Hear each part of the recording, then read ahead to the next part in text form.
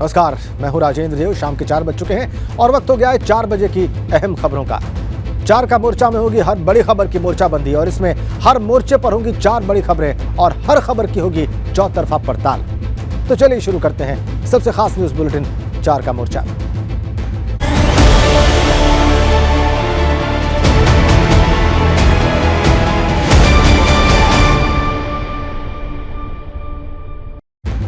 चार के मोर्चे में सबसे पहले आपको बताते हैं पहले मोर्चे की अहम खबरें। सबसे पहले बात होगी कल पटना में होने वाली विपक्ष की बैठक की, जिसमें शामिल नहीं होने पर आरएलडी अध्यक्ष जयंत चौधरी ने वजह का खुलासा कर दिया है। इसके अलावा चर्चा होगी भाजपा अल्पसंख्यक मोर्चा की ओर से 2024 चुनाव के मद्देनजर शुरू किए जा रहे एक नए कार्यक्रम की। और वहीं आपको बताएंगे कि यूपी में कई शहरों में इनकम टैक्स विभाग ने क्यों छापेमारी की। साथ साथ आपको दिखाएंगे 1509 दंपत्ति को सीएम योगी आदित्यनाथ की ओर से दी गई सौगात की तस्वीरें। तो राष्ट्रीय लोकदल अध्यक्ष जयंत चौधरी ने कल पटना में होने वाली विपक्षी दलों की बैठक में शामिल नहीं होने पर तस्वीर साफ कर दी है। जयंत ने बिहार के सीएम नीतीश कुमार को चिट्ठी लिखकर इस वजह का खुलासा किया है।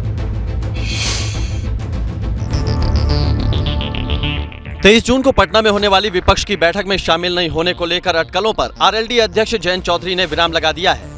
जयंत चौधरी ने विपक्षी दलों की बैठक में शामिल नहीं होने पर उठ रहे सवालों का चिट्ठी के जरिए जवाब दिया है।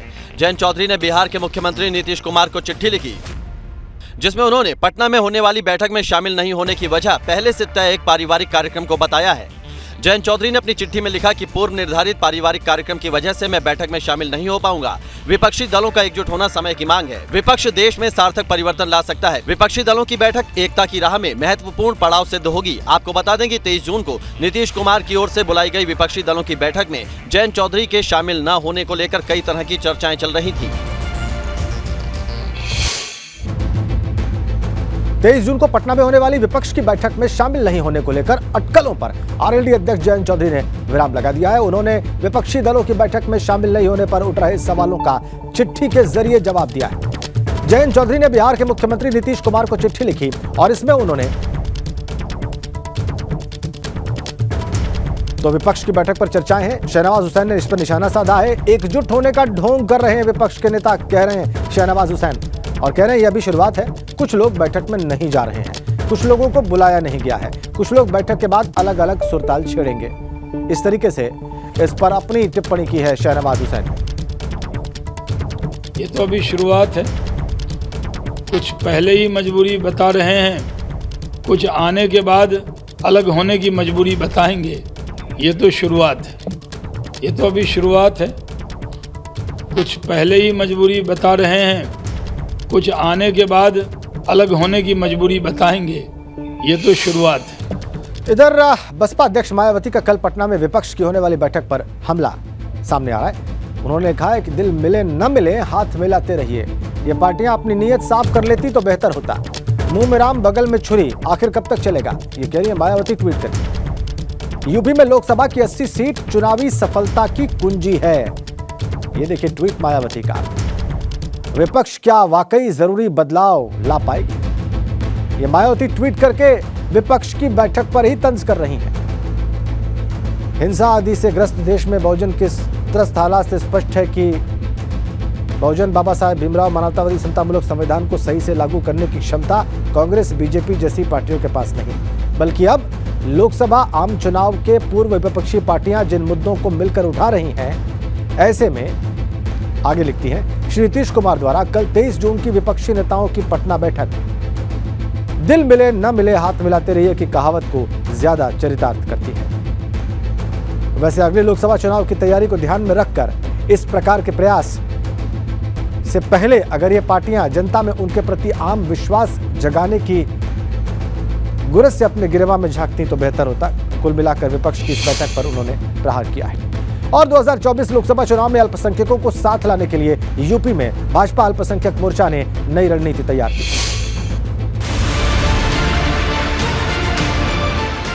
2024 के चुनाव को लेकर लगातार भाजपा अल्पसंख्यक मोर्चा रणनीति बनाने में जुटा हुआ है। भाजपा की कोशिश है मुस्लिमों को साथ लाने की। इसी कड़ी में अब मोदी मित्र के जरिए मुस्लिमों को अपने साथ जोड़ने का प्लान तैयार किया गया है। मोदी मित्र के जरिए भाजपा अल्पसंख्यक मोर्चा मोदी सरकार की 9 साल की योजनाओं को मुस्लिम समुदाय के बीच लेकर जाएगा। 1 लाख मुस्लिम कार्यकर्ता देश के सभी हिस्सों में जाएंगे और मोदी सरकार की योजनाओं के बारे में जानकारी देंगे। वहीं सहारनपुर के देवबंद में आज भाजपा अल्पसंख्यक मोर्चा की ओर से सम्मेलन का आयोजन किया गया। इस कार्यक्रम में भाजपा अल्पसंख्यक मोर्चा के प्रदेश अध्यक्ष कुंवर बासित अली, राज्यसभा सांसद जावेद और स्थानीय नेता शामिल हुए। तो दिल्ली से लेकर उत्तर प्रदेश और पश्चिम बंगाल तक इनकम टैक्स विभाग ने ताबड़तोड़ छापेमारियां की हैं। आईटी के छापे से सर्राफा कारोबारियों में हड़कंप मचा हुआ है। यूपी में कानपुर, लखनऊ समेत बड़े शहरों में प्रतिष्ठित ज्वेलर्स, सर्राफा कारोबारियों के ठिकानों पर आईटी ने छापा मारा है।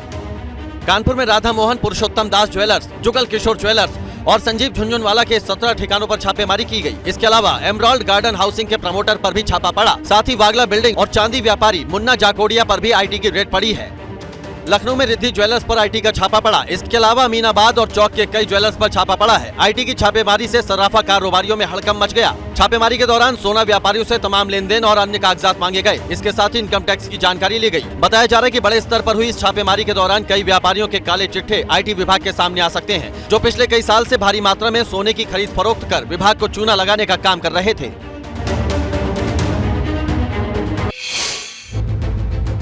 इधर गोरखपुर में आज सामूहिक विवाह कार्यक्रम का आयोजन किया गया। इसमें 1,500 जोड़ों की शादी हुई। वहीं 68 मुस्लिम युवतियों का निकाह भी हुआ। सीएम योगी ने नए जोड़ों को आशीर्वाद दिए, साथ साथ उनके बीच प्रोत्साहन राशि का भी वितरण किया। चंपादेवी पार्क मैदान में सामूहिक विवाह कार्यक्रम का आयोजन किया गया।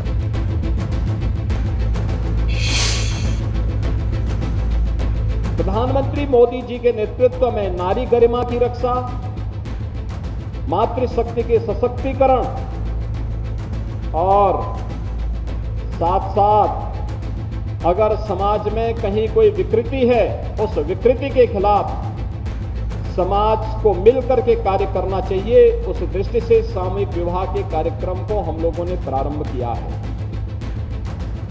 मुझे प्रसन्नता है कि प्रदेश में अब तक मुख्यमंत्री सामूहिक विवाह योजना के अंतर्गत 2 लाख से अधिक बालिकाओं की शादी इस व्यवस्था के अंतर्गत अब तक संपन्न हुई है।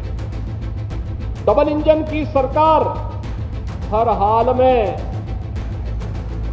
महिला सशक्तिकरण के लिए मिशन शक्ति अभियान के साथ जुड़ करके कार्य करने के लिए तैयार है।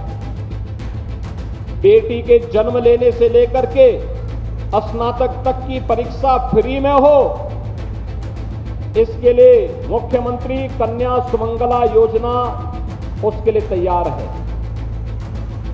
महिला सुरक्षा के लिए मिशन शक्ति का विशेष कार्यक्रम पूरे प्रदेश भर में चल रहा है। पंचायत से लेकर के बाजार तक, संस्थाओं तक, हर जगह सुरक्षा का बेहतर वातावरण हो, इसके लिए भी एक कार्यक्रम चलाए जा रहे हैं। और अब वक्त हो गया है 40 सेकंड्स में 4 अहम खबरों का।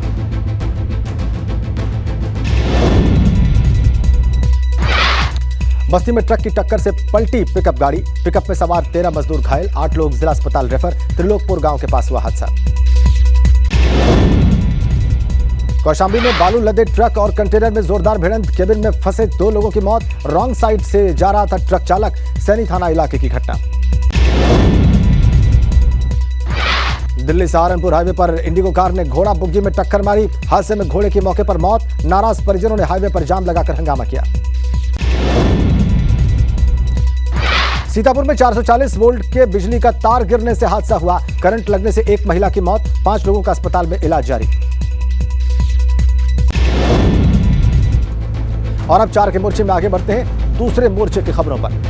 दूसरे मोर्चे में बात होगी बिजली कटौती पर आम आदमी पार्टी के हल्ला बोल की। साथ ही आपको बताएंगे मॉनसून की दस्तक से पहले बारिश से कैसे मुश्किल हुए हालात। और इसके अलावा बात होगी हाईवे पर लगे भीषण जाम की। साथ साथ आपको बताएंगे कि कहां स्टंटबाजी का शौक रखने वालों पर पुलिस ने एक्शन ले लिया है। लखनऊ में आपका जबरदस्त प्रदर्शन सामने आया। शक्ति भवन के सामने आम आदमी पार्टी ने प्रदर्शन किया। बिजली कटौती को लेकर आम आदमी पार्टी ने हल्ला बोल कर दिया। प्रदर्शनकारियों को पुलिस ने हिरासत में लिया है। आप कार्यकर्ताओं को इको गार्डन भेजा गया है। शक्ति भवन के सामने लखनऊ में आम आदमी पार्टी ने प्रदर्शन किया है। तस्वीरें आप देखिए, बड़ी मात्रा में वहां पर पुलिस फोर्स भी तैनात है। मेरठ में मूर्ति बनाने की फैक्ट्री में आग लग गई है और आग से इलाके में अफरा तफरी फैल गई है। फायर ब्रिगेड की कई गाड़ियां मौके पर मौजूद हैं। लिसाड़ी गेट थाना इलाके की यह घटना है। ये देखिए आप तस्वीरें, मेरठ में मूर्ति बनाने की फैक्ट्री में आग लगी है, धुआं उठ रहा है, आप देख सकते हैं। आग भयावह, पूरे इलाके में अफरा तफरी फैली हुई है। ये एक्सक्लूसिव तस्वीरें मूर्ति बनाने की फैक्ट्री है जिसमें आग लगी, आप देख पा रहे हैं। मेरठ की घटना है।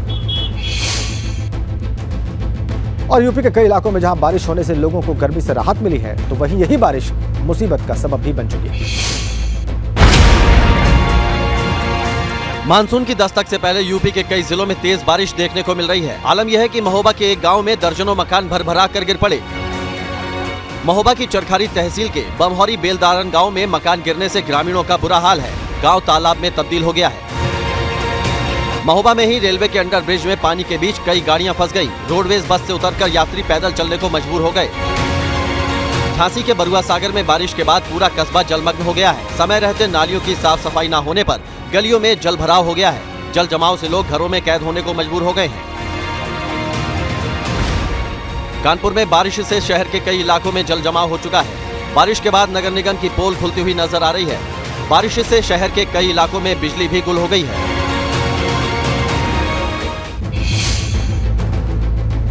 अगर आप सड़क पर सेफ ड्राइविंग भी कर रहे हैं तो भी आप सावधान हो जाइए, क्योंकि सड़क पर जिंदगी के लिए खतरा बनी बाइक भी रफ्तार भर रही है। गाजियाबाद के ट्रॉनिका सिटी की इस तस्वीर को देखकर आप खुद अंदाजा लगाइए। बाइक में पहिए तो 2 ही हैं और ट्रैफिक नियमों के मुताबिक बाइक पर सवार होने की भी 2 लोगों को ही अनुमति है। लेकिन 2 नहीं, 3 नहीं, 4 नहीं, बल्कि 5-5 युवक सवार होकर रोड पर बाइक दौड़ा रहे हैं। न कानून का खौफ है, न ट्रैफिक नियमों की उड़ती धज्जियों की परवाह। जिंदगी को दांव पर लगाकर 5 यारों की टोली 2 चक्कों पर सवार होकर सड़क की लंबाई नाप रही है। सड़क पर दौड़ने वाली ये बाइक न सिर्फ इन 5 युवकों के लिए खतरा है, बल्कि इस रोड पर चलने वाले हर यात्री की जान को संकट में डाल सकती है। अभी तो आपने देखी बाइक पर जिंदगी से खेलने वाली तस्वीरें, अब अमरोहा से आई इन तस्वीरों को भी देख लीजिए, जहां कार की खिड़कियों पर बैठकर कुछ युवक स्टंट कर रहे हैं। इस तरह के स्टंट इन युवाओं के लिए काफी खतरनाक हैं। खबर धारचूला से है, वहां पर एक बोलेरो हादसे का शिकार हो गई। इसमें 9 लोगों के सवार होने की सूचना है। जानकारी मिल रही है कि इस हादसे में ज्यादातर लोगों के मारे जाने की आशंका है। पुलिस और प्रशासन की टीमें मौके पर पहुंच चुकी हैं। रेस्क्यू ऑपरेशन शुरू कर दिया गया है। बताया जा रहा है कि ये सभी लोग मंदिर दर्शन करने के लिए जा रहे थे और सभी लोग बागेश्वर के रहने वाले हैं। जानकारी ये भी मिल रही है कि बोलेरो गाड़ी करीब 500 मीटर गहरी खाई में जा गिरी थी। इसमें 8 लोगों की तो मौके पर ही मौत हो गई। इस तरीके से हम यहाँ